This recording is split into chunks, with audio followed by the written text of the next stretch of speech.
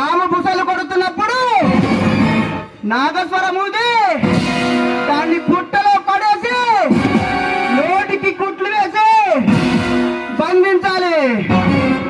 పులిని సింహాన్ని వేటాడాలంటే ఓర్పు నేర్పు కావాలి. అంతేగాని కత్తితో నరికేద్దాం పొడి చేద్దాం అని అనకూడదు. అన్నిటికీ ఒక ఆయుధం ఎప్పుడు పనికిరాదు. పనిని బట్టి, అవసరాన్ని బట్టి, అవకాశాన్ని బట్టి కుట్రలు, కుతంత్రాలు, పన్నాగం, ఆ తర్వాత ఎన్నుపోటు, ఎదురుపోటు, బెదురుపోటు, అదురుపోటు. అర్థమైందా? అర్థమైందా?